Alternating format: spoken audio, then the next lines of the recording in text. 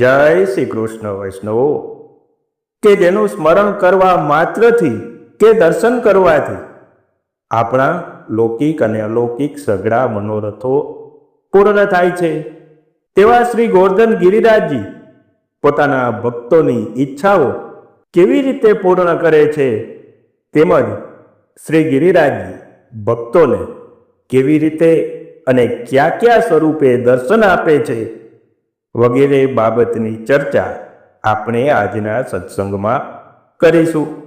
તો વિડીયોના અંત સુધી ચેનલ સાથે જોડાયેલા રહીશું. કહેવાલા વૈષ્ણવો, શ્રી ગોવર્ધન લીલાના પ્રસંગમાં ભગવાન વ્રજવાસીઓને સમજાવે છે કે અમારું કુલ દેવતા શ્રી ગોવર્ધન, આ શ્રી ગોવર્ધન ગિરિરાજ એ જ આપણા કુલ દેવતા છે, માટે આપણે તેનું જ પૂજન કરવું જોઈએ, અન્યનું નહીં. આથી જ તો દરેક પુષ્ટિજીવોના કુલ દેવતા શ્રી ગિરિરાજજી જ છે. પુષ્ટિજીવો માટે અન્યાશ્રય મહાબાધક છે, પરંતુ જીવનની સમ અને વિષમ પરિસ્થિતિમાં શ્રદ્ધાપૂર્વક શ્રી ગિરિરાજજીને વિનંતી કરી શકાય છે. શ્રી ગિરિરાજજી ભક્તો મનોરથ પૂરણ કરતા છે. તેઓ પોતાના ભક્તોનું દુઃખ સહન કરી શકતા નથી. શ્રી ગિરિરાજજીનું હૃદય અત્યંત સુકોમળ છે. તેથી જે ભક્ત જેવી ઈચ્છા કરે છે તેવું ફળ શ્રી ગિરિરાજજી કૃપા કરીને તરત જ આપે છે. આથી જ તો આપ હરિદાસ વર્ય કહેવાય છે. આજે પણ ઘણા ભાગ્યશાળી વૈષ્ણવોને શ્રી ગિરિરાજજીના પ્રગટ પ્રતાપનો અનુભવ થાય છે. આવા શ્રી હરિદાસ વર્ય શ્રી ગિરિરાજજીનું પ્રાગટ્ય નિત્ય લીલામાં શ્રી સ્વામિનીજીના મનોરથ સ્વરૂપે શ્રી ઠાકોરજીના હૃદય પ્રદેશમાંથી થયું છે. શ્રી ગિરિરાજજીનો ભૂતલ ઉપર પ્રાદુર્ભાવ અને વ્રજમાં કેવી રીતે પધાર્યા તે જોઈએ તો શ્રી ગોલોકધામમાં બિરાજતા પૂર્ણ પુરુષોત્તમ ભગવાને જ્યારે ભૂતલ ઉપર પ્રગટ થવાનો વિચાર કર્યો ત્યારે સમગ્ર લીલા પરિકરને પણ આપના પહેલા વ્રજમાં પ્રગટ થવાની આજ્ઞા કરી. આથી શ્રી ગિરિરાજજી પણ ભારત દેશની પશ્ચિમ દિશામાં આવેલા સાલમલી દ્વીપમાં દેવ સ્વરૂપ દ્રોણ પર્વતને ત્યાં પુત્ર સ્વરૂપે પ્રગટ થયા. હવે એક દિવસે ઋષિ પુલત્સ્ય તીર્થયાત્રા કરતા કરતા સાલમલી દ્વીપમાં આવ્યા. તેમણે શ્રી ગોવર્ધન પર્વતના દર્શન કર્યા અને તેમનું મન તેમાં આસક્ત થઈ ગયું. અને ઋષિએ વિચાર કર્યો કે હું આ શ્રી ગોવર્ધનને કાશી નગરીમાં લઈ જઈશ. ત્યાં ગંગા કિનારે તેને સ્થાપીને તેની શાંત અને મનોહર કંદરામાં બેસીને હું તપ કરીશ. આવું વિચારીને પુલત્સ્ય ઋષિએ દ્રોણ પાસે શ્રી ગોવર્ધનની માગણી કરી. ત્યારે દ્રોણ પર્વતે કહ્યું કે હે ઋષિ શ્રેષ્ઠ, મને મારો પુત્ર ગોવર્ધન ખૂબ જ પ્રિય છે અને હું મુનિજનોને ના પણ પાડી શકતો નથી. જો પુત્ર ગોવર્ધનને આપની સાથે આવવામાં કોઈ વાંધો ન હોય તો હું તમને આપવા તૈયાર છું. ત્યારે ઋષિએ ગોવર્ધનને પૂછ્યું કે શું તું મારી સાથે કાશી નગરીમાં આવવા તૈયાર છો?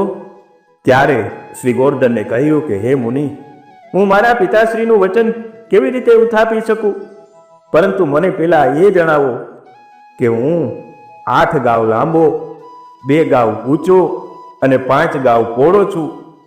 આવડા મોટા પર્વતને આપ કઈ રીતે કાશી સુધી લઈ જઈ શકશો? ત્યારે ઋષિએ કહ્યું કે હે ગોવર્ધન, તું મારા જમણા હાથની હથેળી પર બેસી જા. હું મારા તપના યોગ બળથી તને કાશી સુધી સુખરૂપ લઈ જઈશ. ત્યારે શ્રી ગોવર્ધને કહ્યું હે મુનિ શ્રેષ્ઠ, આ રીતે તમારી સાથે આવવા હું તૈયાર તો છું, પરંતુ મારી એક શરત છે કે એક વખત તમારી હથેળી પર મને ધારણ કર્યા પછી કાશી સુધીમાં મને જો એક વખત પણ જ્યાં મને નીચે મૂક્યો તો હું પછી ત્યાંથી ઉઠીશ નહીં. પુલત્સ્ય ઋષિએ શ્રી ગોવર્ધનની આ શરત મંજૂર રાખી અને શ્રી ગોવર્ધનને પોતાના જમણા હાથની હથેળી પર બેસાડીને કાશીની દિશા તરફ પ્રયાણ કર્યું. હવે રસ્તામાં ચાલતા ચાલતા બ્રજમંડળ આવ્યું. ત્યારે શ્રી ગોવર્ધન પર્વતને પોતાનું ગોલોકધામનું સ્વરૂપ અને પ્રભુની આજ્ઞાનું સ્મરણ થયું અને વિચાર્યું કે પ્રભુ અહીં વ્રજમંડળમાં પ્રગટ થઈને અનેક પ્રકારની લીલાઓ કરશે, તેથી હું પણ અહીં જ રોકાઈ જાઉં. પરંતુ કેવી રીતે? આ ઋષિ તો મને પોતાની પ્રતિજ્ઞા મુજબ નીચે ઉતારશે નહીં અને સીધા જ ભૂતનાથની નગરી કાશીમાં લઈ જશે. માટે હે પ્રભુ, આપ જ કંઈક રસ્તો સુઝાવો. પછી પ્રભુ ઈચ્છાથી શ્રી ગોવર્ધન પર્વતે પોતાના દેહનો ભાર ખૂબ જ વધાર્યો. હવે પુલત્સ્ય મુનિ આ વજન સહન ન કરી શક્યા અને લોથપોથ થઈ પરસેવે રેબઝેબ થઈ ગયા અને ગોવર્ધનની શરત અને પોતાની પ્રતિજ્ઞાનું પણ ભાન ન રહ્યું. આમ ઋષિએ થાક ખાવા માટે શ્રી ગોવર્ધનને વ્રજમંડળની ભૂમિ ઉપર મૂકીને સ્નાન અને જપ કરવા ગયા. પાછા આવીને શ્રી ગોવર્ધનને ઉચકવા લાગ્યા. ત્યારે ગોવર્ધન ખૂબ જ પ્રયત્ન કરવા છતાં એ ઉઠતા નથી. ઋષિ ખૂબ જ બળ વાપરવા લાગ્યા. ત્યારે ગોવર્ધને ઋષિને યાદ અપાવતા કહ્યું કે હે ઋષિ, તમે મારી શરત ભૂલી ગયા લાગો છો. મારી શરત પ્રમાણે હું હવે અહીંથી ઉઠીશ નહીં, માટે ખોટો બળ પ્રયોગ રહેવા દો. આ સાંભળીને ઋષિ ક્રોધે ભરાયા અને કહ્યું કે હે ગોવર્ધન, તે મારી સાથે છળ કપટ કર્યું છે, મને દગો આપ્યો છે. શ્રી ગોવર્ધને કહ્યું કે હે મુનિ, કપટ નહીં, હરી ઈચ્છા માનો. અરે હરી ઈચ્છાની તો મને ખબર નથી, પરંતુ હે ગોવર્ધન, તે મારી ઈચ્છા પૂરી કરી નથી. તેથી હું તને શ્રાપ આપું છું કે તું દરરોજ એક તળવાર જેટલો ભૂમિમાં લુપ્ત થતો જઈશ. આમ પુલત્સ્ય ઋષિ શ્રાપ આપીને કાશી તરફ ગયા અને શ્રી ગોવર્ધન ગિરિરાજજી સદાને માટે વ્રજભૂમિમાં બિરાજી રહ્યા. હવે પ્રભુએ સારસ્વત કલ્પમાં પ્રગટ થઈને શ્રી ગિરિરાજજીની કંદરા અને તળેટીમાં અનેક પ્રકારની દાન લીલા, માન લીલા, ગોચારણ લીલા એમ અનેક લીલાઓ કરી છે. અને ફરીથી પ્રભુ ગિરિકંદરામાંથી શ્રી ગોવર્ધનનાથજી સ્વરૂપે પ્રગટ થયા અને કલયુગના અનેક જીવો સાથે લીલાઓ કરી રહ્યા છે. શ્રી ગોવર્ધન પર્વત હરિદાસ સૂર્ય મહાન ભક્ત છે. તેઓ ભક્તોને 5 સ્વરૂપે દર્શન આપે છે.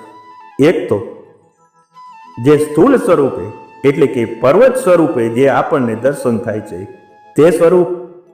બીજું ગોર ભુજંગ સ્વરૂપ એટલે કે સફેદ નાગ સ્વરૂપે, ગ્વાલ સ્વરૂપે, ગાય સ્વરૂપે અને સિંહ સ્વરૂપે. આમ 5 સ્વરૂપે દર્શન આપે છે. જે ભક્તો ભક્તિભાવપૂર્વક શ્રી ગિરિરાજની પરિક્રમા કરે છે તેમને શ્રી ગિરિરાજજી કોઈને કોઈ સ્વરૂપે અવશ્ય દર્શન આપે જ છે. 84 વૈષ્ણવ પૈકીના શ્રી મહાપ્રભુજીના સેવક અચ્યુદાસ ગોડ બ્રાહ્મણ મહાવનમાં રહેતા હતા અને નાનપણમાં શ્રી મહાપ્રભુજી પાસે નામ મંત્રની દીક્ષા લીધી હતી. આ અચ્યુદાસનો એવો નિયમ હતો કે મહિનામાં 2-3 વખત મહાવનથી ગોવર્ધન આવીને શ્રી ગિરિરાજની પરિક્રમા કરતા. મહાવનમાં રહેતા નારાયણદાસ બ્રહ્મચારીના કહેવાથી અચ્યુદાસ બ્રહ્મ સંબંધ લેવા માટે અડેલમાં શ્રી મહાપ્રભુજી પાસે આવ્યા. ત્યારે શ્રી મહાપ્રભુજીએ તેમને પૂછ્યું કે અચ્યુદાસ, તમે મહાવનમાં શું કરો છો?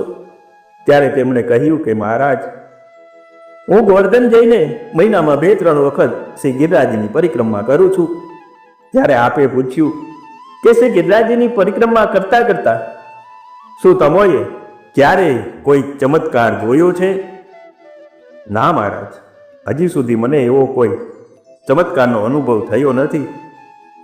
ત્યારે શ્રી મહાપ્રભુજીએ આજ્ઞા કરી કે અહીંથી જઈને તમે લગતી એટલે કે એકધારી શ્રી ગિરિરાજની 3 પરિક્રમા કરજો, જરૂર કંઈક અનુભવ થશે.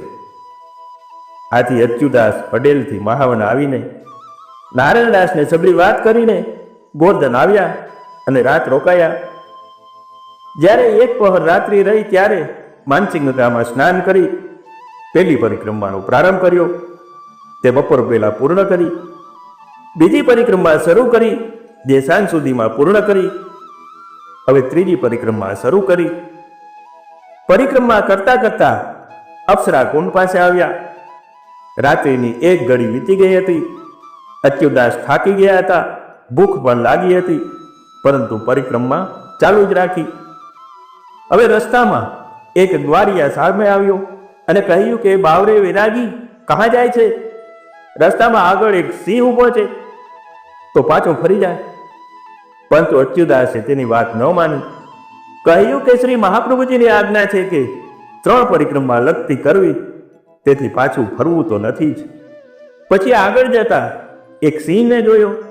ત્યારે અચ્યુતદાસે વિચાર્યું કે ભલે ખાઈ જવો હોય તો ખાઈ જાય, પરંતુ પરિક્રમા તો અધૂરી નહીં જ મૂકું. આમ વિચારીને આગળ ચાલ્યા તો સિંહમાંથી ગાય થઈ ગઈ. તે ગાયની પરિક્રમા કરી, પૂંછ મસ્તકે લગાવી અચ્યુતદાસ આગળ ચાલ્યા અને 3જી પરિક્રમા પૂર્ણ કરી. આમ અચ્યુતદાસે લગતી 3 પરિક્રમા પૂર્ણ કરી. પછી આ વાતનો ભેદ જાણવા માટે પાછા આડેલ આવ્યા અને શ્રી મહાપ્રભુજીને વિનંતી કરી. ત્યારે શ્રી મહાપ્રભુજીએ આજ્ઞા કરી કે ગ્વારિયા તો સ્વયં શ્રી ઠાકોરજી જ હતા, જે તારી ધીરજની પરીક્ષા કરી રહ્યા હતા, અને સિંહ એ સ્વયં શ્રી ગિરિરાજજી હતા. તો ડર્યા વગર આગળ ચાલ્યો, એટલે ગાય બનીને તેને દર્શન આપ્યા, જે તારા મહદ ભાગ્ય છે. પરંતુ હજી તારી દશા કાચી છે, તને પ્રેમ નથી, એટલે લીલા સહિત દર્શન ન થયા. જ્યારે તને પ્રેમ ઉત્પન્ન થશે ત્યારે લીલાના દર્શન અવશ્ય થશે. વાલા વૈષ્ણવો, આમ શ્રી ગિરિરાજજીની લગતી 3 પરિક્રમા કરતા અવશ્ય અલૌકિક દર્શન થાય છે. આ શ્રી ગિરિરાજજી હંમેશા ભક્તોના મનોરથો પૂર્ણ કરે છે.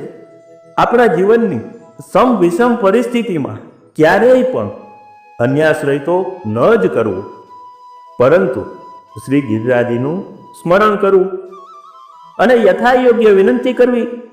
શ્રી ગિરિરાજજી અવશ્ય સઘળા મનોરથો પૂર્ણ કરશે. આમ હરિદાસ વર્ય ભક્ત મનોરથ પૂર્ણ કરતા શ્રી ગિરિરાજજીનું સ્વરૂપ રહેલું છે. તો આજનો સત્સંગ હરિદાસ વર્ય શ્રી ગોવર્ધન શ્રી ગિરિરાજજીના શ્રી ચરણોમાં સમર્પિત કરીએ છીએ. નવા વિષય સાથે ફરી મળીશું. ત્યાં સુધી સર્વને જય શ્રી કૃષ્ણ.